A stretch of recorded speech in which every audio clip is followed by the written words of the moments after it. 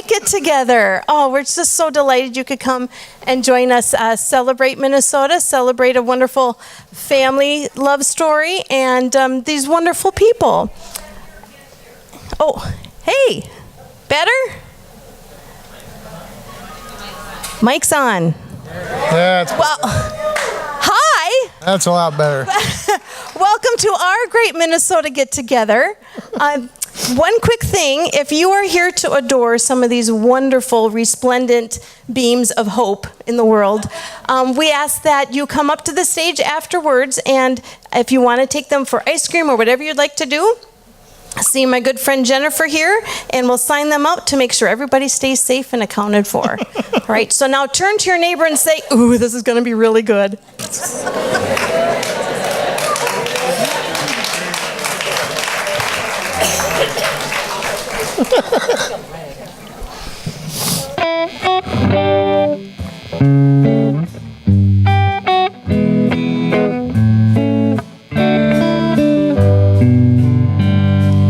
Take us out to the state fair. Take us out to the crowds.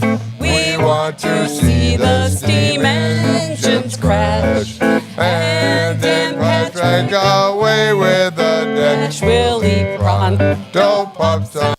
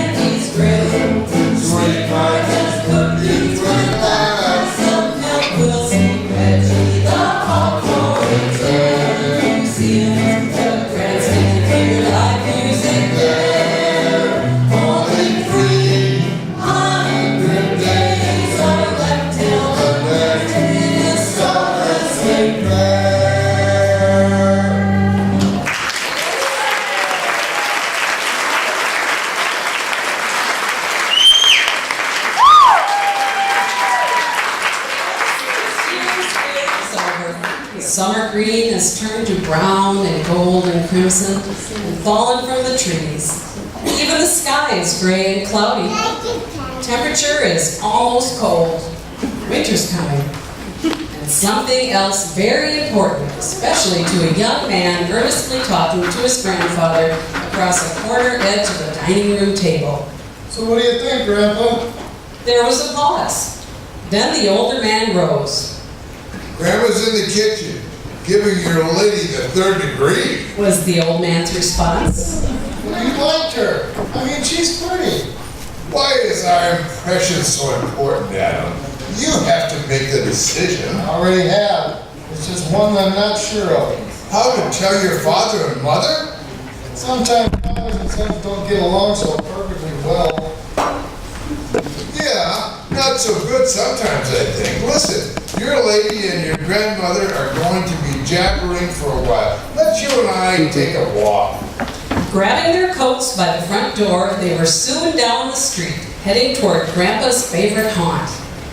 You're always over there, Grandpa. This place something special? To me, it is. The old man and the young gentleman ambled through the gates of the deserted Minnesota State Fairgrounds.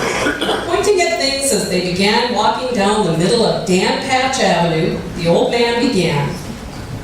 One of every 3 Minnesotans come to the state fair. 1 in 3, Adam. That's almost 2 million people every year. You should work for the fair, Grandpa. Do some public relations. Probably could. The old man smiled as the pair continued walking. The fairgrounds were deserted this Sunday afternoon. Not a car or a bicyclist or even another afternoon walker. A cold October breeze scuttered infrequently up Dan Patch Avenue, kicking before it little tornadoes of gold and amber and bright yellow leaves. The sun was beginning its early afternoon autumnal slide toward the horizon, giving buildings and parks and streetlights and all a muted golden glow.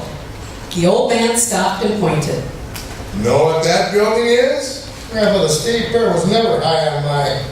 That's the Women's Activity Building. That's where I proposed to your grandmother. Isn't it romantic? There? Yep, and she said no. She hit me, walked away like a stuck pig. Is there an echo here? Yes, your grandmother. Might be she whacked me because she was only 6. But I was 7. Maybe it was I didn't even know who she was. But Adam, I have to tell you, she was the most beautiful girl I had ever seen. I wanted to marry her. Whatever that meant, you were a very mature 7-year-old. She hit you? That's one reason I occasionally saunter over here. I can remember that special day, and the reason I love her, especially when she's not seeing eye to eye on things. My grandma, after all these years? Love's a wonderful fine foundation, but making marriage works depends on a whole bunch of other things, like compromise, for example. Oh, I guess I can see that. Do you really? Can you really see compromise when there's something you desperately want and she doesn't? There was a long pause. Guess I'll learn, Grandpa. Came the somewhat pathetic response as the two men resumed their walk down Dan Patch Avenue. Besides, I just love the place. Curving tree lines, streets, variety of agriculture, little old strange big like the grandstand in 1885 when the fair really stopped rolling over Minnesota. The grandstand was the first thing built. That's not the original. No, the original was wood. This is the renewed grandstand, finished in 2003. Anything inside it, Grandpa? Guys selling sharp forever knives and plants and organs and reclining chairs and all kinds of stuff you've never heard of before. And if you listen hard and use your imagination, you can hear speeches and wartime shows and steam engines crashing.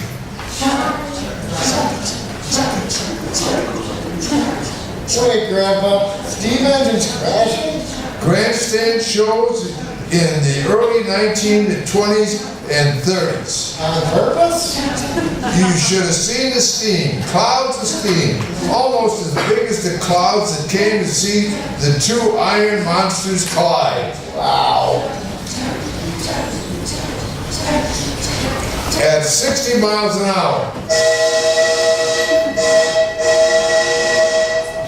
The younger of the pair looked out toward the expanse of buildings and streets before him and muttered quietly to himself. Gotta look that up on the internet. The avenue before the pair turned now to the left, and a concrete plaza was before them. The older of the two directed their path toward the right and down a sloping avenue between the grandstand and some nearby buildings. The grandstand infield was just ahead of them. Question for the fair was, after they got the grandstand built, What would draw a crowd to sit in the stands? you are an insightful young man. Fireworks, Grandpa? I'll bet was one. Something even bigger. What's bigger than fireworks?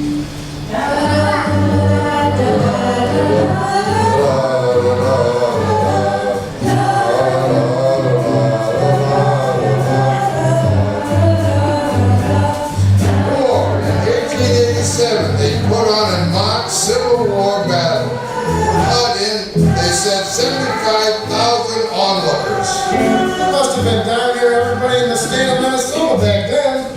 The two men stopped. They were on the infield looking at the seats of the grandstand. People who sat in those seats over the years witnessed things no Minnesotan, sometimes no one in the America had ever seen before. Like a band riding bicycles. Do you play Tiffany riding?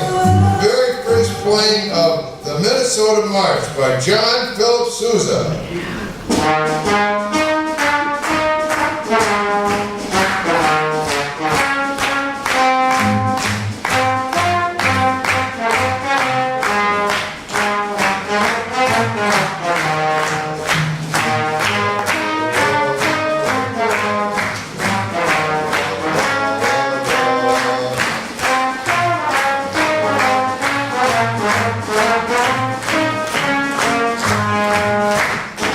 Competitions of time and head-hefted steel steeds. Mechanical horses? Almost. Auto racing began in 1907, ended 2002, and in 1910, airplanes flying. Really? Presidents, vice presidents too, like Calvin Coolidge. Only we weren't nice to him. Calvin had been talking for 46 minutes. It was really hot. His speech was delaying the start of the auto races. Someone in the upper stands yelled, "Let's get on with the races!" The crowd responded, clapping and stopping. Coolidge skipped past the rest of his speech, read the last paragraph, said thanks, and the crowd went wild. But that didn't stop those politicians from coming here to speak. I know this one, Grandpa, September 2nd, 1901 is when the VP spoke here. But 12 days later, he'd been in Washington taking the oath of office to become the youngest president ever. Very good, young Adam. So, who was the vice president turned president? Theodore Roosevelt. And he said, And Grandpa, the line that everyone remembers him for wasn't even a prominent part of his speech. It was buried in the barrage. Speak softly and carry a big stick. The grandfather smiled proudly and gave grandson Adam a finger pointing, "Good job." Seeing a couple of folding chairs leaning close against a nearby fence, the old man walked over, opened the chairs, dusted them with his gloves, and sat down. Grandson Adam followed. "Look out there!" The senior pointed toward the cluttered infield. A cold zephyr stirred up some dust in the infield as the two sat on the chairs. Imagine not what you see, but instead a green field surrounded by a dirt track. And that in your hand you hold a timing stopwatch. Okay. That dirt track you're imagining is a mile round. Horse racing was big at the fair from the beginning till 1949. At the turn of the century, a lot of people in Minnesota didn't think it was right to beat the horses with jockeys aboard.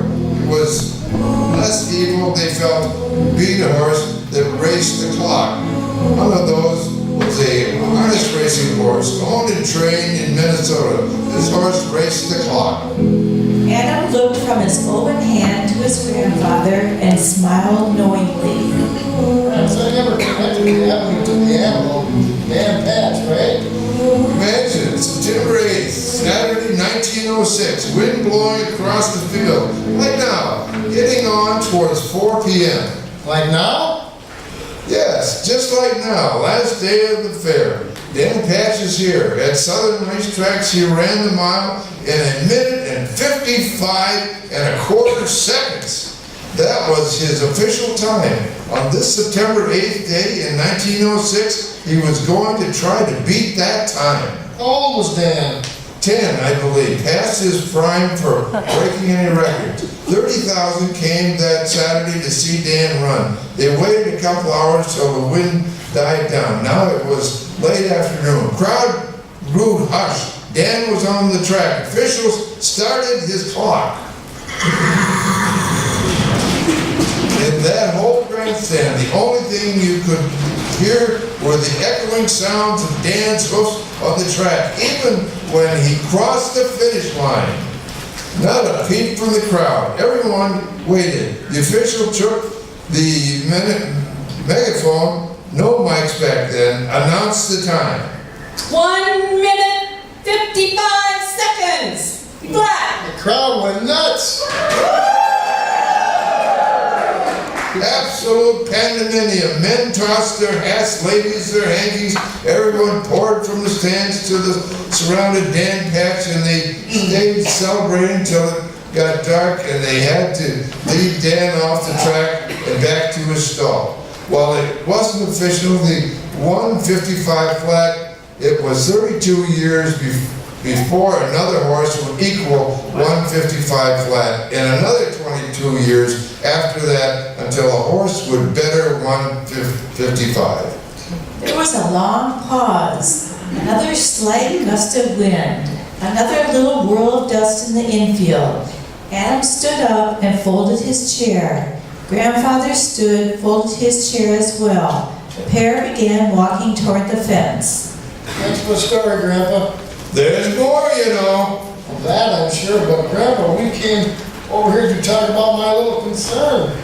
What did Mr. Patch do? Grandpa, He faced his problem head on. easier said than done. Dan Patch, they say, was very aware, knew what he was there for, knew he was old, but knew what he could do and what he wanted. And he faced his challenge and he bested it. The old man clapped the younger man on the shoulder. The two leaned their folded chairs against the fence and turned away from the infield and headed back the way they had come.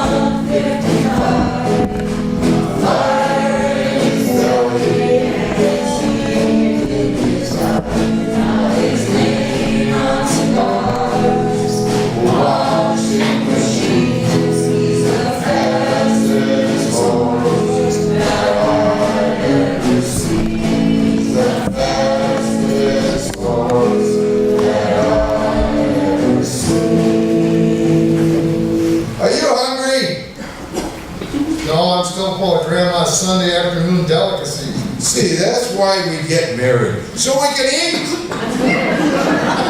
Why do you come over here so often?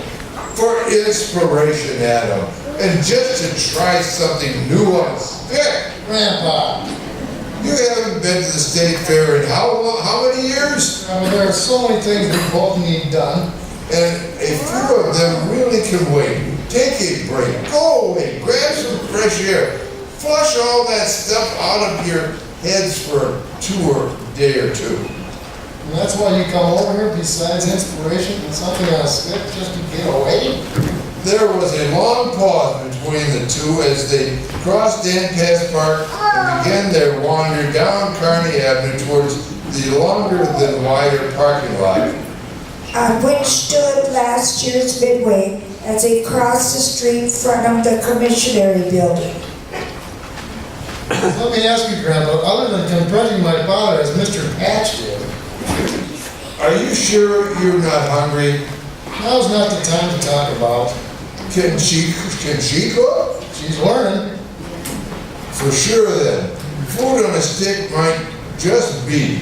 Invite my father over to my apartment for dinner and present him with food on a stick. Remember, the way to a man's heart is... It's not through his cholesterol. Adam, this is a place of inspiration. The folded walls of a temporary pronto pop stand lay piled on the corner as the two walked past, the older one looking at the remains fondly, and the younger quizzically. Inspiration now, what would inspire someone to put food on a stick? Rain. Oregon gets lots of rain. Oh wait, Oregon? Or Texas, bad wrap food on a stick between there and the very late 1930s. Wait, go back, what's rain got to do with it? Rain on this guy's beachside Adam hot dog stand made his 1940 hot dog soggy. So he wrapped them in batter, deep fried them, and the hot dog was dry no matter the weather. In Texas? Couple brothers started the concept down there at the state fair, but I gotta tell you, before either those efforts began, there were parents who wrapping frankfurters in batter that go back to the 20s. Heavens, my God, Grandpa, where do you get all this information? Internet. Can you believe? I believe this one, the state fair told me the first round of pup stood on this fairgrounds was in 1947, and it started the food on a stick mania. There was a bench at the entrance to what would have been the midway, and the two sat down with their backs to the amusement lot. Another gust of chilly October wind blew from the west, scuttled up to Axon and around the seated pair. Both men turned up the collars of their overcoats. Want to hear the story about Tom Thumb Donuts? You're not gonna tell me they started here. The machine to make the donuts was created in California. The donuts were first made here in 1949, just up the street a few blocks. Between here ever since. Texas, Oregon, California, is there nothing at this fair that actually started right here? Well, let's see. There's Sweet Martha's Cookies that started as yogurt shop in downtown Minneapolis. Wait, Sweet Martha's cookies were in the freezer case in my local store. I just made some. Got here on the ground in 1979 with borrowed equipment. Made 1,000 cookies an hour back then. Now they've got 2 places at the fair. 12 onions. Make 24,000 cookies every 12 minutes. But the cookies in the freezer case. Martha's got big, successful, and expanded. Adam squirmed a little on his side of the bench and then turned to give his grandfather one of those that just can't be sold looks. Adam, this place is huge. 320 acres, 300 places to eat, 500 different kinds of food, including over 80 on a stick. 100 years ago, there were 89 real dining halls, providing 3 squares a day. There's only 2 left. But Grandpa, 80 foods on a stick? Spaghetti and meatball on a stick. Grandpa. Hot dogs on a stick. Grandpa, you're hallucinating. A Belgian waffle with bacon dipped in chocolate and served on a stick. Gluten-free egg rolls on a stick. Red licorice dipped in batter. Deep fried and dusted with powdered sugar on a stick. Steak on a stick. Coffee on a stick. Look at this face, grandson of mine. This face ever lie to you? You and that lady of yours. Come to the fair some late summer. Grandma and I will show you imitations and calories. Oh, I forgot. They also have pickles on a stick.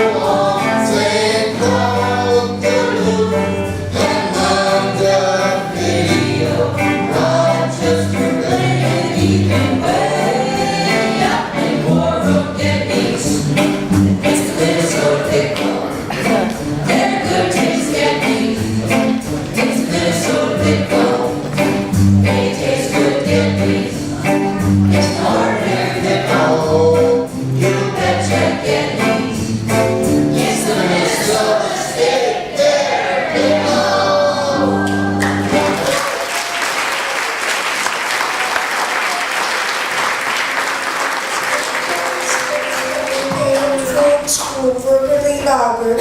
He began to notice Adam seemed no longer interested. It appeared Adam's mind was someplace other than sitting on his bench with his grandfather. The younger of the two suddenly stood up and faced the vacant lot. In an occasional cool breeze, and the amber sun set toward the tops of the leafless trees on the St. Paul campus. The grandson stepped around the bench and onto the asphalt of what would have been the midway and started silently walking. When he stopped, he was in the middle of the seemingly vacant asphalt expanse. Gramps had followed, and he was standing next to him, looking straight ahead toward the trees at the end of the lot. Adam announced. This is it, I know, I can see it. That's where the Ferris wheel and the roller coaster and the thrill rides were. Turning to the right. That's where the sideshows were, the girly shows. And the oddity shows. Turning to face back the way he had just walked. That was where the games of skill started, and they ended here. With a guy and some raggy old canvas cats. The young man turned to his grandfather. This is where it happened, Gramps. Dad described this place to me over and over again. What happened to him was supposed to be a lesson to me. A lesson? I don't remember him ever. Knock over 5 cats with 5 balls? 3. 3? Adam and his grandfather turned about, and there before them was a little old man, older than Grandpa even, with a well-trimmed beard, a full head of hair, and little squinty glasses perched on the end of a sizable nose, and a pleasant, friendly smile. He wore a short and stiletto jacket with his hands stuffed inside pockets. Yeah, remember, that's right. 3 balls to knock over 1 cat? Hard. That's what Dad said. Those grimy old canvas cats never seem to want to fall over. The newcomer nodded on affirmation and noted the expense. Quarter. Yeah, 25 cents. That's what Dad said. Oh, he could miss. Missed. Big time. Before the night was over. Excuse me, Adam, but may I ask the name of our newly acquired I friend? got my name now, Will. You're not by chance an old carny worker, are you? And the little man nodded and pointed out the fairgrounds toward a tallish senior citizen building, a little south of Como. Did you used to work that and knock over the cats game? And the old man, with his squinty glasses on the end of his sizable nose, presented a huge smile and nodded profusely. Gramps and the young charge introduced themselves. Willie Carney introduced himself, and everyone shook hands. So what was the big lesson your father was supposed to have learned? Something about being too easy, too good to be true. Lost a little, did he? Big time. Yeah, big time. 25 cents a game. He told before the carney sent him on his way. Oh, I do remember that little excursion. $11.25. Everything he had. I called the fair about that game of skill. They told me it's called... Cat rack. That's right, and Adam's father was the unfortunate. What did they call him? Mark? That bought the pitch. That was the way it was back 40, 50 years ago. Willie told the truth, but he emphasized the midway today. Hey man, I'll be honest. Everything individually had hand. Selected a background check by the fair today. Willie said, rides, shows, games. Do you know where the term sideshow came from? And before Willie or Adam could answer, The first state fair, including this one, was supposed to be educational, aimed especially for the rural folks, the farmers. That's why this fair, when it began, moved from city to city. No time. That's right, Willie. Had no permanent home. Minneapolis offered Minnehaha Falls, but the state legislature countered with this land in 1885. I'm good. I read a lot. So come on, Gramps, the sideshows? While farmers were talking to harvest, others were figuring ways to harvest the farmer's money. Future tellers, stuff to buy, rigged games of skill. Check. Yes, cat wreck. So fair administrators kept those away from the main farmers gathering, out by the fences and surrounded the fair enclosure. On the edge, off to the side?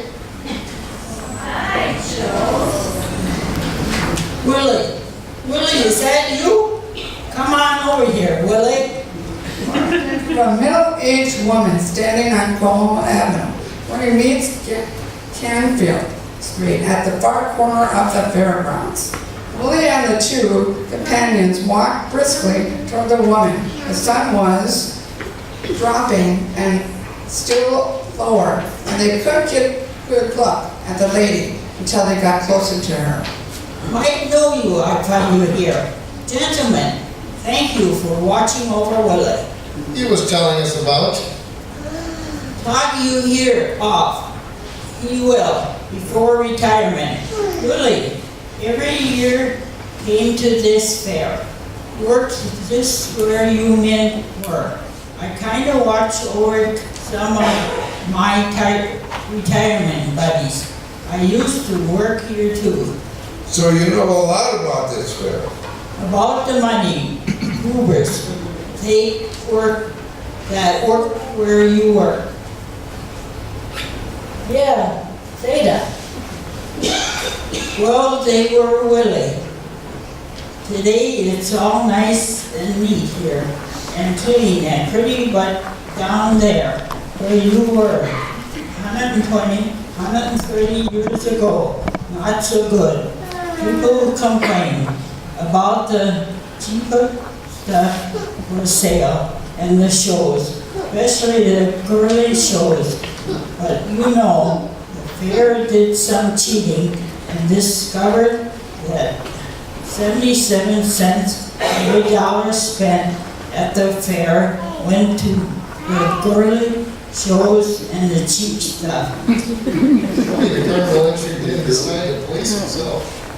Did? In the 20s, the Connies agreed to hire a motorist and to interview attractions and such for Americans traveling shows. And that lasted?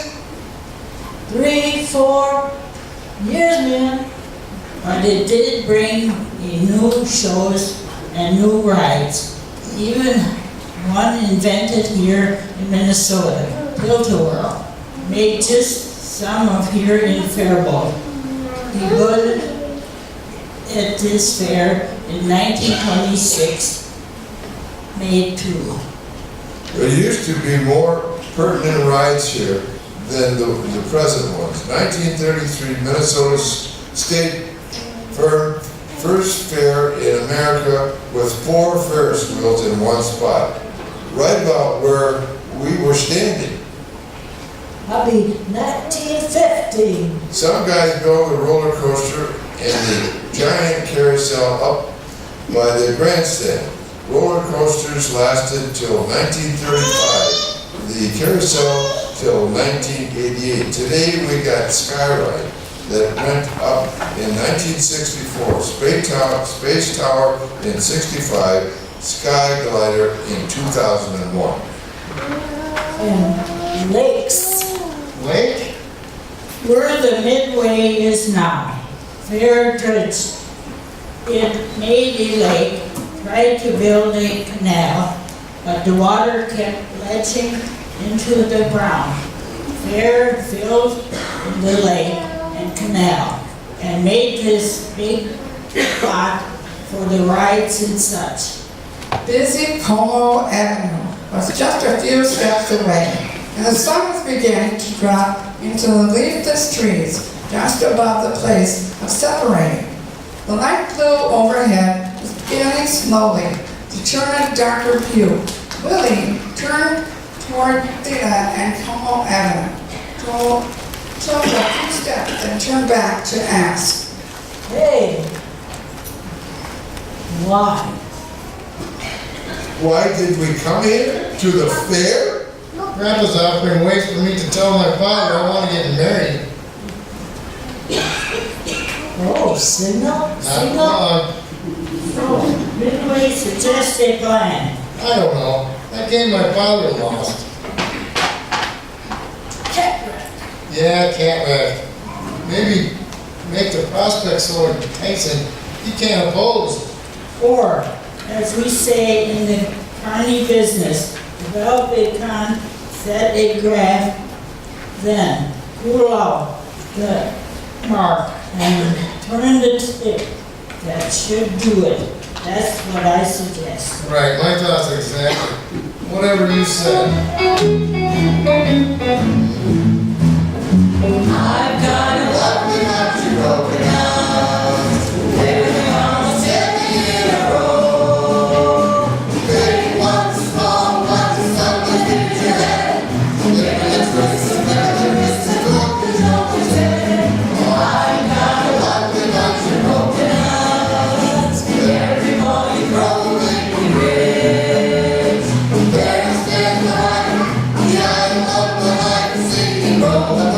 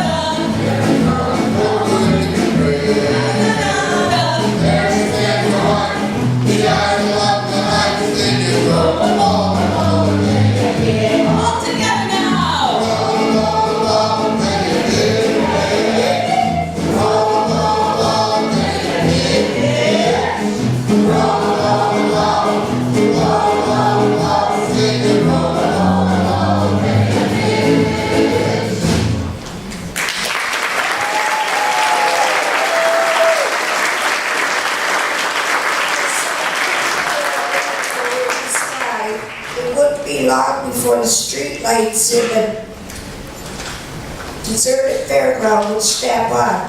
The grandfather and the grandson were hiking east, right up Judson's Avenue toward the haunted house. The wind had slacked off and the leaves lay generally motionless in piles along the edges of the street. The building on your right, that's the swine barn and the horse barn up the street on your left. Both those buildings were built by WPA in the mid-30s. WPA? Work Process Administration. Guys who didn't have jobs during the Depression of the 30s worked for the government, building buildings for everybody's use. 80 years and they're still going strong. Like some grandfather I know, still going strong. And the younger of the two gave an affectionate punch to the older man's arm, which caused the older man to shake a pointed finger at the younger man, all the while smiling proudly. Fairest of focuses on animals, though, doesn't it, Gramps? Does indeed. They say something like 20,000 animals are displaced each year, and it's not just cattle and horses. There's sheep and goats, hogs, of course. Grandpa looked his grandson in the eye and asked excitedly, as a man who already knows the answer. How big was the biggest hog ever at the fair? Everything's big here, I don't know, 300 pounds? Smiling, the older walker answered, 3/4 of a ton, 1,450 pounds. Name was Reggie. "Whoa, Sheep and poultry building coming up on your left. Big enough for all the sheep and chickens? and for all the dogs in the pet center and rabbits in the poultry barn and all kinds of feathered beasties, and I don't know where they displayed them, but they also have competitions for llamas and ducks and geese and pigeons, and at one time even mink. Any of them escaped? A bull did 10 years ago. Now that must have been scary. To the few fairgoers in charge, it certainly was. The biggest competition that Bull had was with a fire hydrant charge that Iron Red Beast and lost. These buildings get used for something else when the fair's not on, I assume. Shows of all kinds, sales, storage, some. During World War II, these buildings were used to make war products. Made airplane propellers here.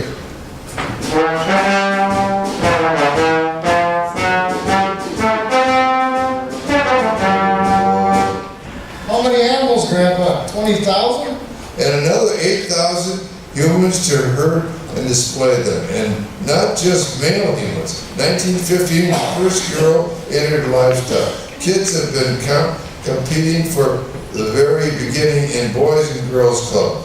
Changed their name in 1914 to 4-H. 8,000 kids, you say?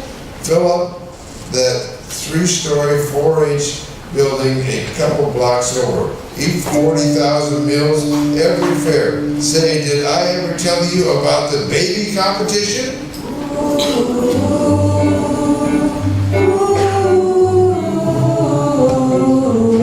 Baby cows, baby sheep.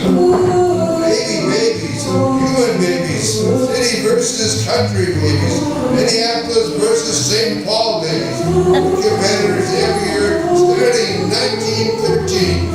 Or if you just wanted to see quadruple babies, we had some of those too. When we got to be 3 years old, they decided that they didn't want people watching them all the time. They dropped out. Premature babies, they were on its way at the beginning of the 20th century. Grandpa, that building over there, the Miracle Birth Center?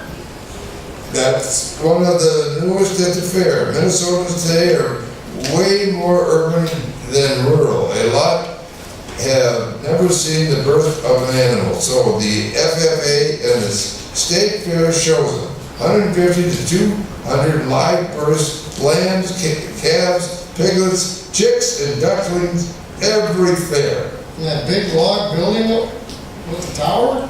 Development of natural resources. Biggest log cabin on the fairgrounds. That's a fire tower next to it. 84 steps to the top. As they walked up the avenue, the young man grabbed his grandfather's arm. Just didn't know what all was here. Always been here. Every year from its very beginning. It was always more than just animal competitions. It was quilts, flowers, vegetables, canned goods, pies, sharpened knives, plows, ribbon paintings, and now there's new stuff. Homemade beer, computer programs, theatrical performances. Adam, this is the biggest 12-day state fair in the United States of America. Overshadows my little concern. State fair is an inspiration. Everybody who comes here faces a challenge. Quit putting it out. Confront the challenge. Confront my challenge. I thought you said the place was deserted. Up ahead, past the dairy building. There's lights flashing in that ramshackle old house. That's the haunted house, son. Come on, someone's inside. The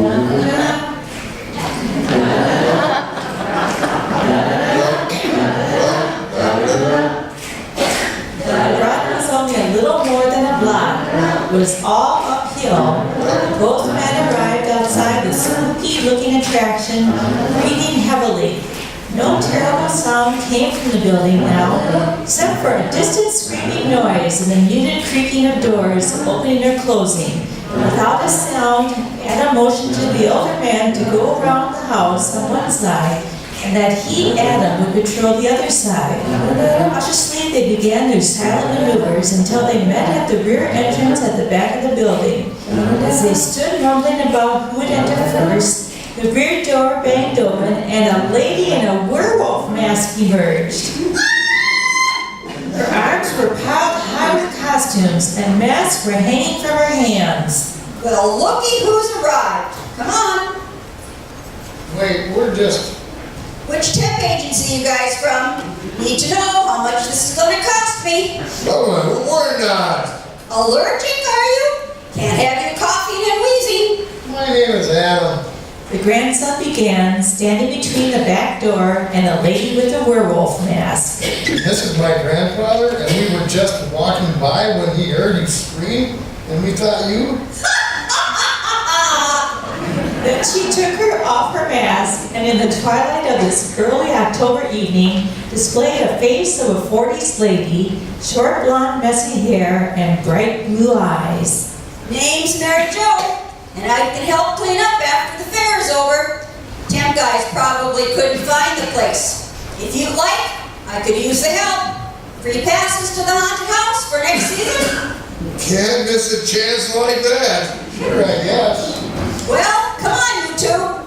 Through the back door, she led the two men into the house, where the three went to work separating and folding and boxing all the material in the makeup rooms, and all the masks and cloths dropped throughout the structure.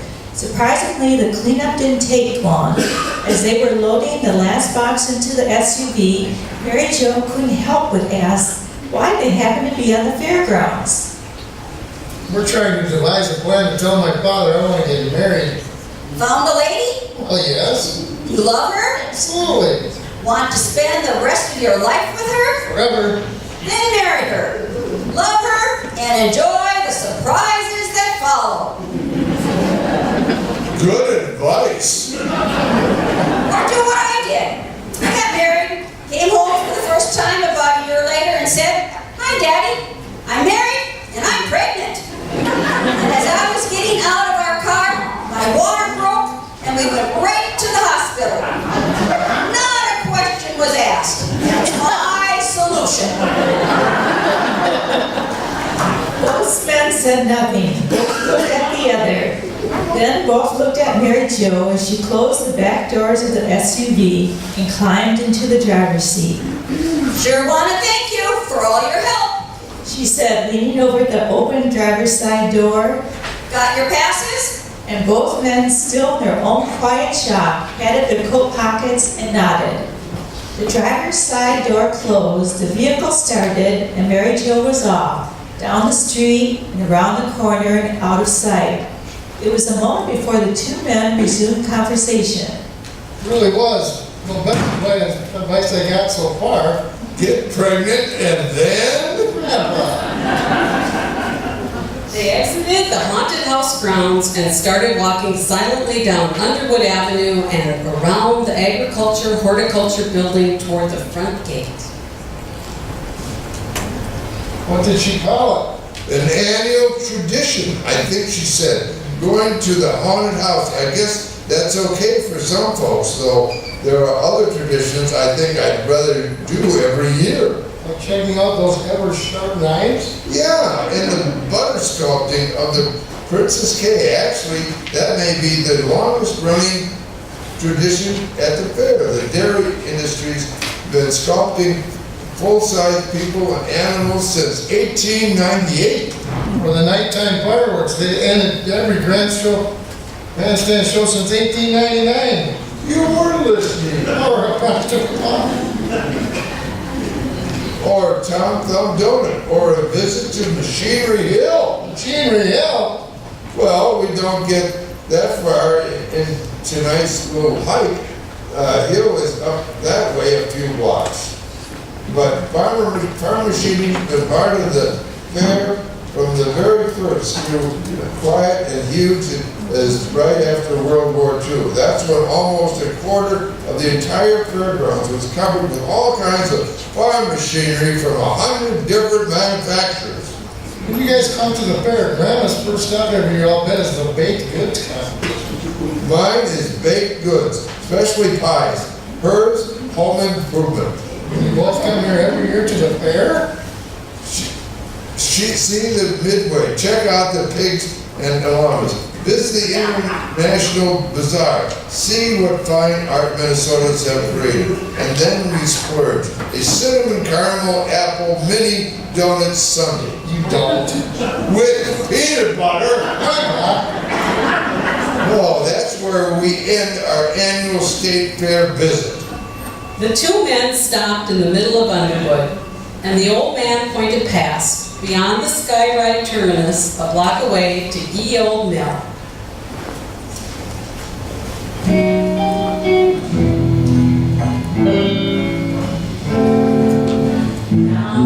The old mill stream, Where I first met you, with your eyes of blue, dressed in gingham too. It was there I knew that you love me true. You were 16, my village queen. Now mighty old mill stream.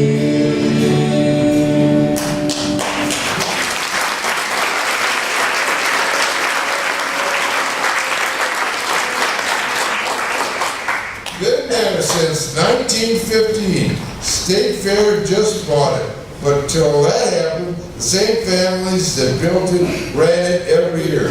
Same old boats floating through that darkened old tunnel of love. Tunnel of love. Grandpa, you're romantic. No, an opportunist. Good for sneaking a few kisses now and then. The sun was set, the western sky was a fading dark red, and the street lights of the fair had just popped on. The slight breeze that had dogged their walk finally died down, and the traffic surrounding the grounds had dwindled to a few passing cars. October's cold, however, was settling around them. You know what time it is, Grandpa? We've been here for almost an hour. And I've been rambling the whole time. We still haven't figured out how to tell your father.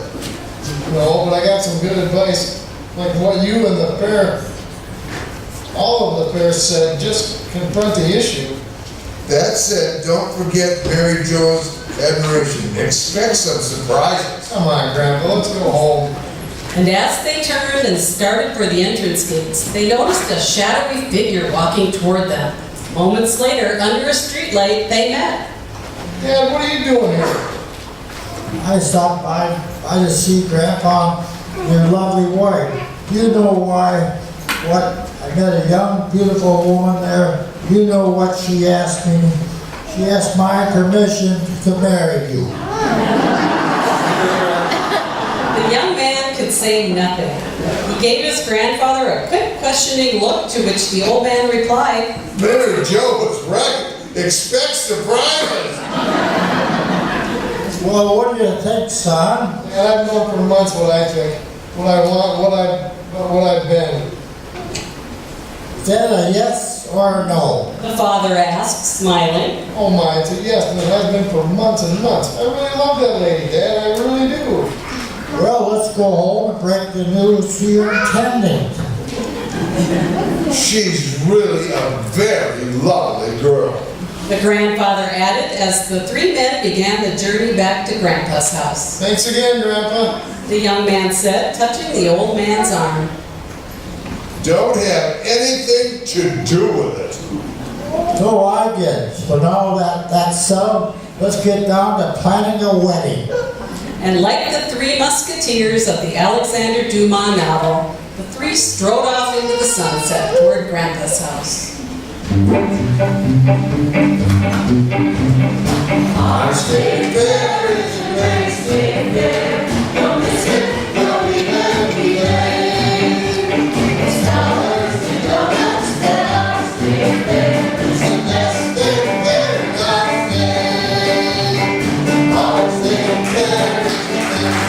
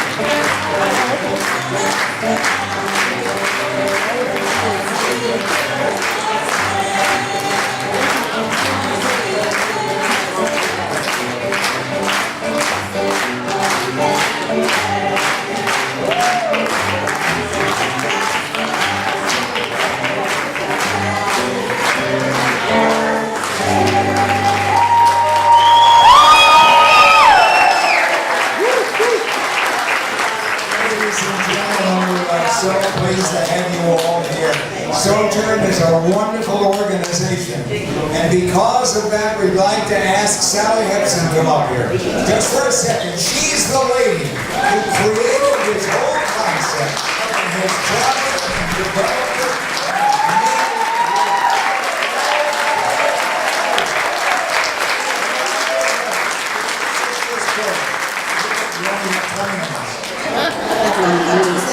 Thank you all so much for coming to me and celebrating all this fabulous talent. Who would have thought in 1984 when I made this up that we'd be here? So thank you so much to me. It's a great celebration.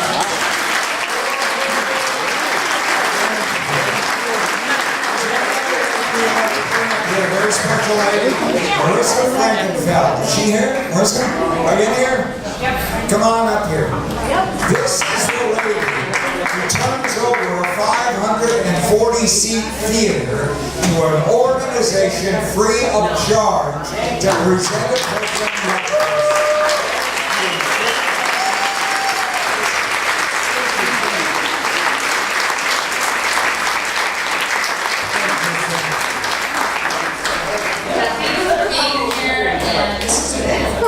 Pretty darn good. There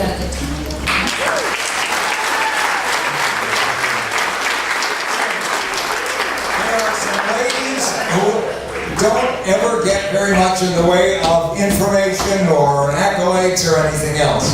And they are the true driving force behind all this. Can I have one of those?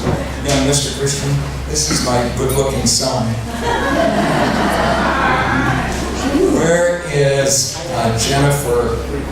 Where are you, Jennifer?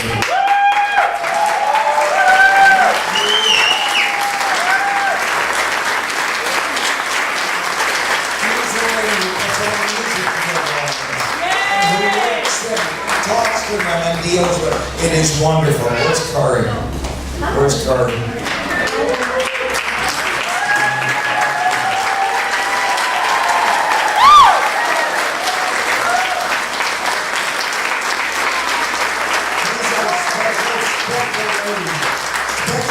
Who not only drive this, but work with all the folks that you're seeing up here. Where's Nina Shepherd? Where are you, Nina? Where are you? Where are you? Come up here. This lady was my boss. I'm terrified of her. And she was my boss at the University of Minnesota. And about 3 years ago, her mother is part of this organization, and she came to me and said, can you do something that these people are not supposed to be able to do that can?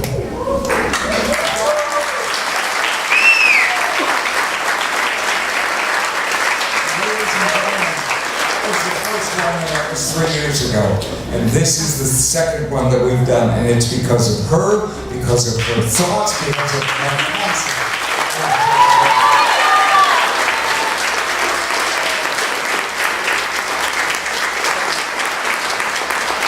And that's our show. And I thank you so very much, all of us, thank you for being here. Talk to these folks, see what you want to do, go for ice cream, whatever. Here you go. One more big round of applause for Jamie Eckert.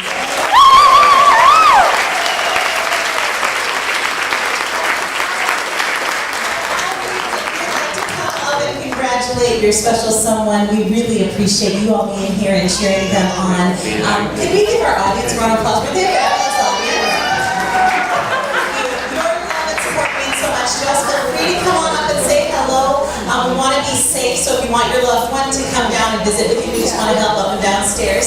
And if you are going out for ice cream or something else fun this afternoon, just do please sign out with me before you go so that we know that your loved one is safe and sound this afternoon. Thank you again for coming, and enjoy the fair. It starts Thursday. See you there.